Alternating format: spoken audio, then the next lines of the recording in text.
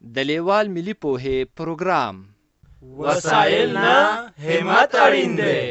د ټکنالوژۍ په مرسته زده کړه په هر کور، هر ځای، هر وخت او هر عمر کې پرته له ښوونکي او ښوونځي. په سبق به پیل وکړو. ترې د پښتو لیک کتاب راواخله.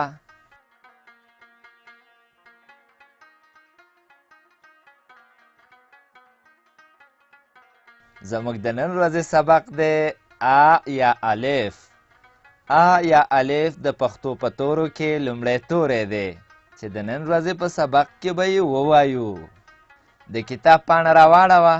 په دغه زرغون رنګي چوکاټ کې دغه په تور رنګ غاړ د آ توری لیکل شوی دی. دا ګوره، دا غشی چې له پورته لږ ښکته ځي دا راښیي چې آ داسې لیکل کیږي. د آ شکل دې وپېژانده. اوس د آ په غږ خبرې کوو.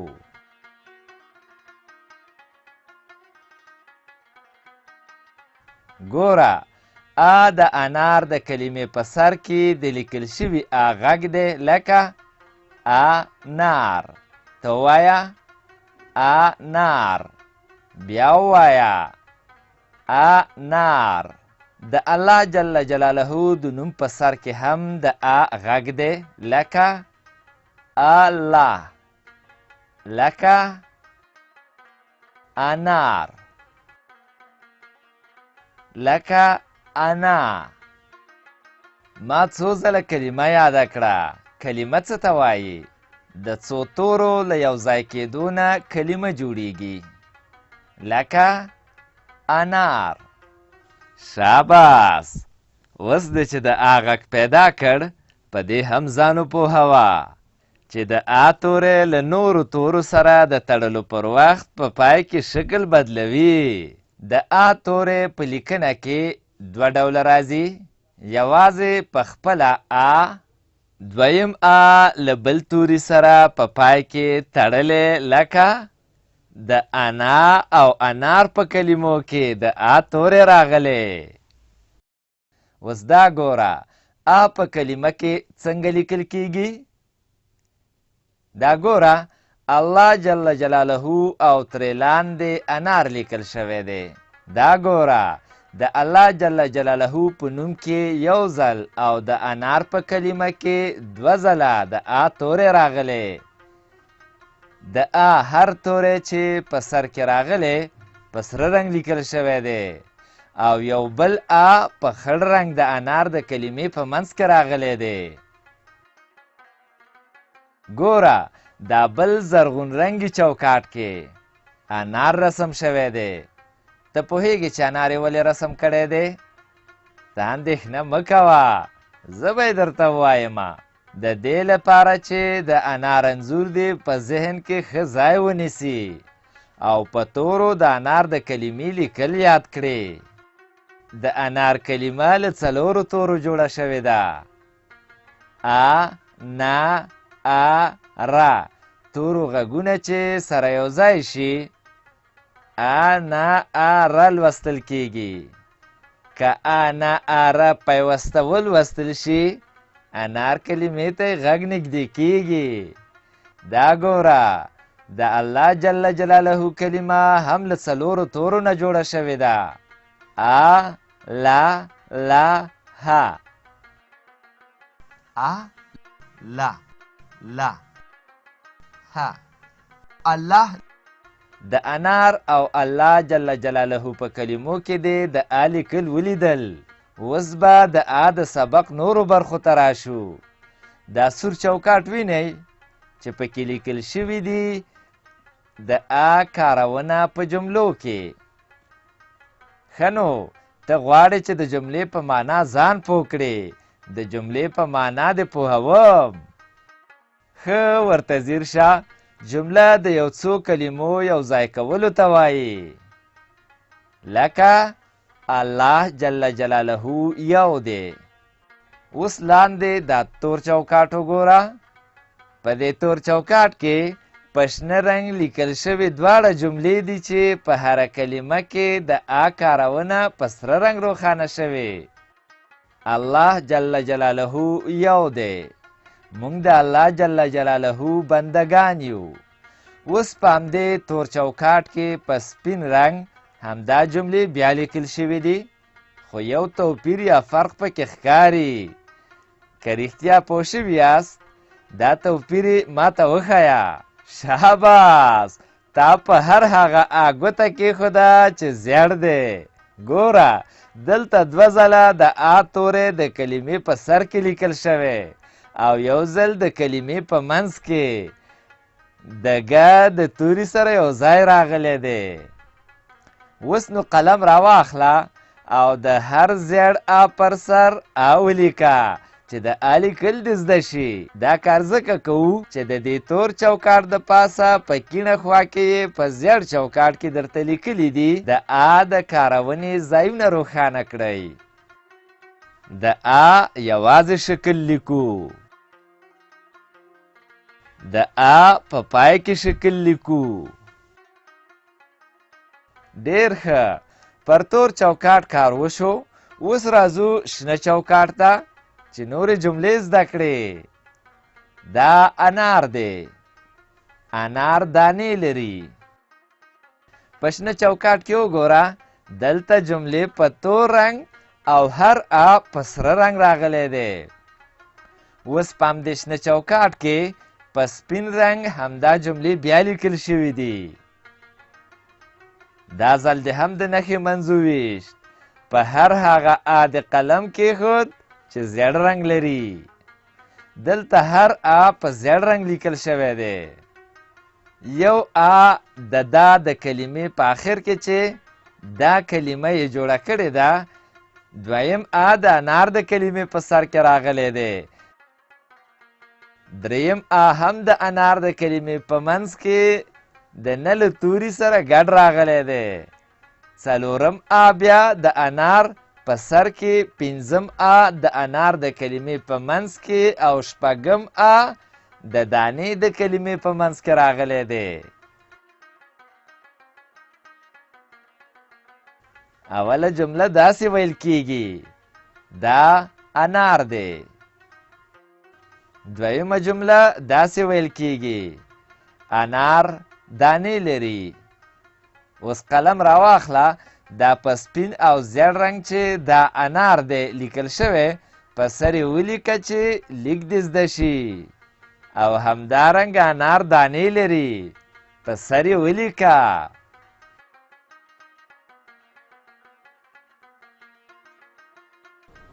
دا انار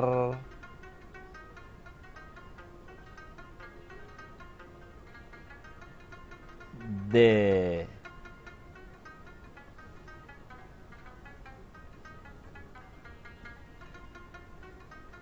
انار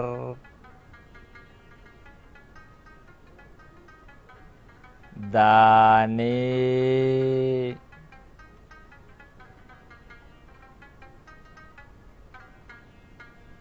لري. اوس به راشو سره چوکاټ ته. دا پورتنۍ ټولې جملې یې پکې راوړي دي. الله جل جلاله یو دی. مونږ د الله جل جلاله بندگان یو. دا انار دی. انار دانې لري. د همدې جملو ترڅنګ یې بیرته همدا جملې لیکلي دي، خو توپیر یې دا دی چې په هر شنه او تور چوکاټ کې هر یو آ په مختلفو رنګونو راغلی دی. خو په دې سره چوکاټ کې ټول توري په سپین رنګ لیکل شوي دي. اوس نو قلم راواخله، د دې سپینو جملو په سر ولیکه چې لیکل دې زده شي. که زده دې نه وي نو دا سبق له ځان سره بیا بیا واوره.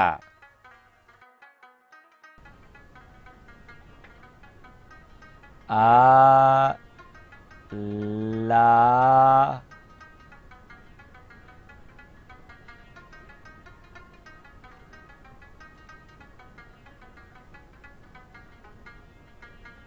جل جلاله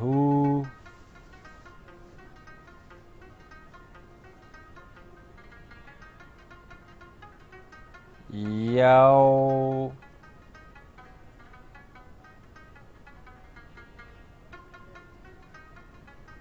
دی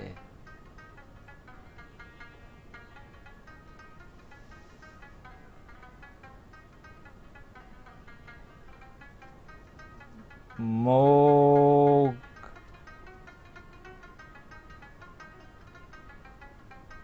د الله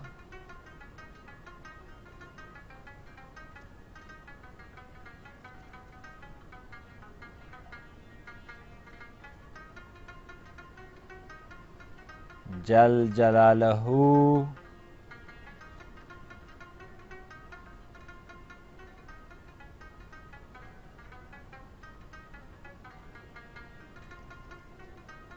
بنده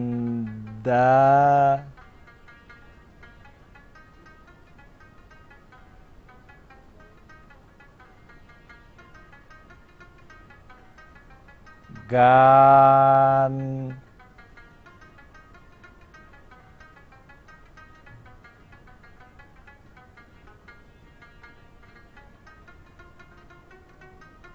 یو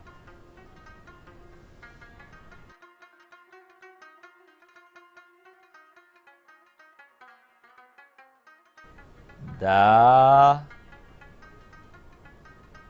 انار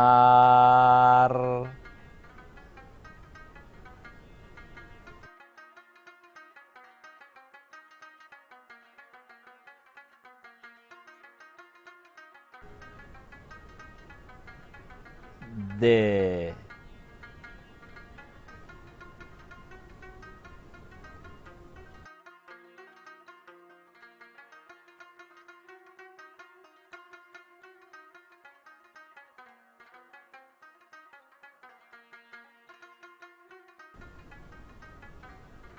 انار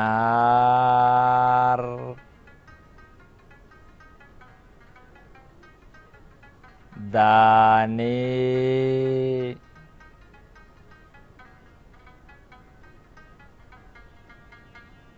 لري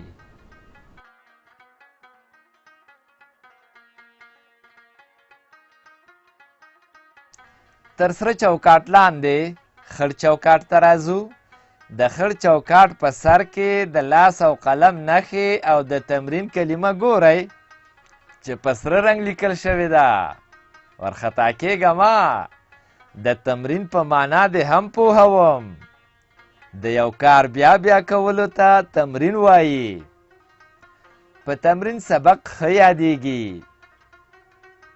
که ته د یو شي نوم یو ځلې واورې کیدای شي لږ وخت وروسته درنه هیر شي خو که څو ځله یې واورې بیا دې په یاد کې ښه پاتې کیږي اوس چې د تمرین په معنا پوه شوې راځه چې تمرین وکړو تر تمرین لاندې په ټکو ټکو باندې څو ځله د آ توری لیکل شوی دی د دې هر یو آ د پاسه آ ولیکه کله دې چې هر یو آ ولیکه کیڼې خواته ځیر شه څلور جملې په ټکي ټکي لیکل شوي دي د هرې یوې جملې د پاسه هم لیکل وکړه چې دا ټولې جملې دې په یاد کې پاتې شي الله جل جلاله یو دی موږ د الله جل جلاله بندگان یو دا انار دی انار دانې لري بیا په همدې خړ چوکاټ کې دوه کرښې ګورې زه پوه شوم چې اوس تکړه شوی یې دلته اوس په شنه کرښه یوازې د آ تمرین وکړه د آ یوازې شکل لیکو او په سره کرښه له بل توري سره د تړلي آ تمرین وکړه د آ په پای کې شکل لیکو په زیړه کرښه الله جل جلاله یو دی ولیکه او په توره کرښه موږ د الله جل جلاله بندگان یو ولیکه د آ یوازې شکل لیکو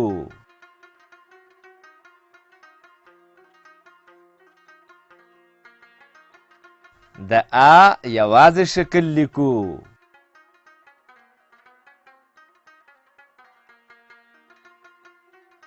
د آ یوازې شکل لیکو. د آ په پای کې شکل لیکو.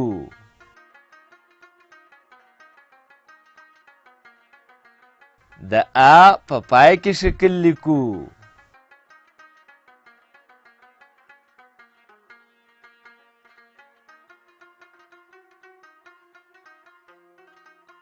د آ په پای کې شکل لیکو.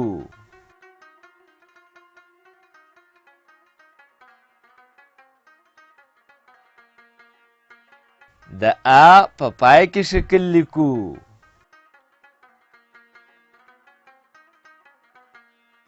د آ یوازې شکل لیکو.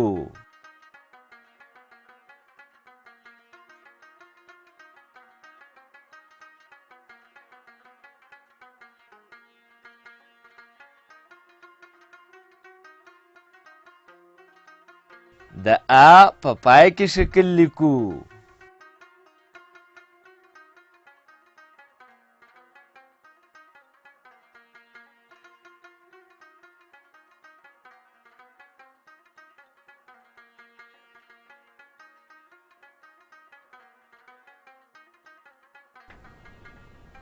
آ لا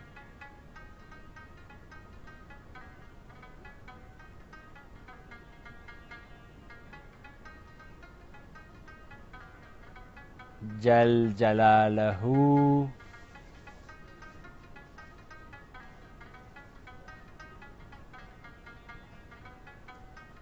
یو دی.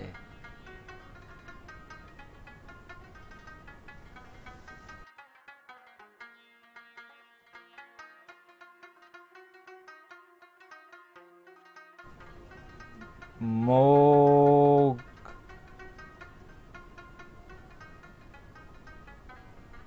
د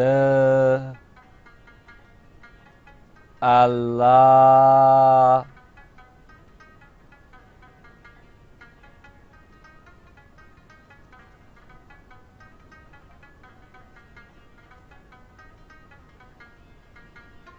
جل جلاله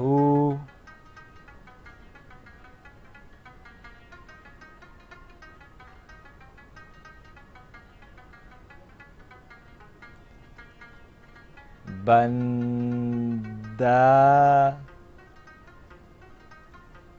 گان یو.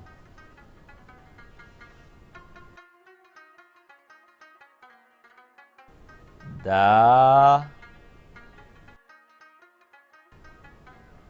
انار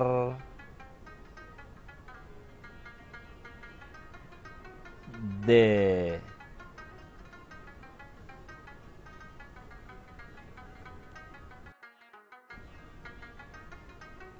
انار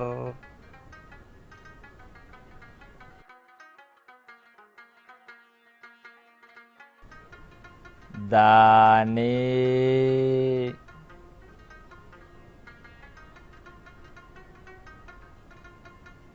لري.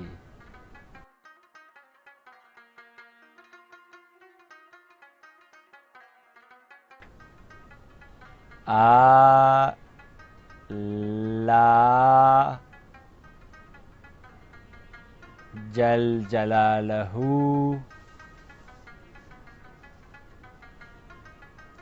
یو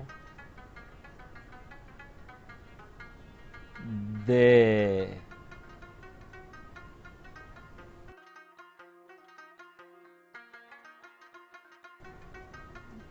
موږ د الله جل جلاله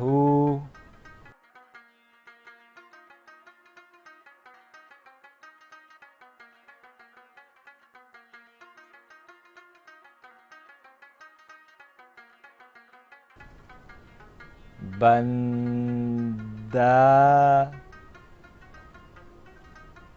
ګان یو. په دې لوست کې مو زده کړل د لیک په وخت کې د آ شکلونه یوازې داسې لیکل کیږي، له نورو تورو سره ګډ په پای کې داسې لیکل کیږي.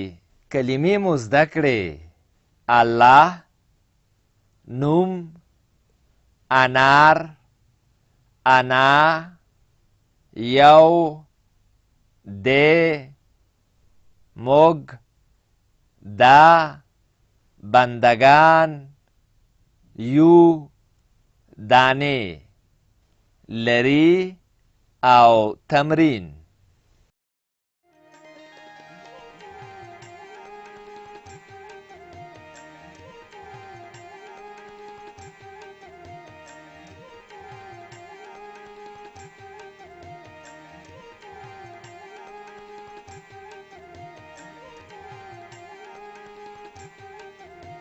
له دې ویډیو سره د لیک کتاب په زده کړه کې ډیره مرسته کوي.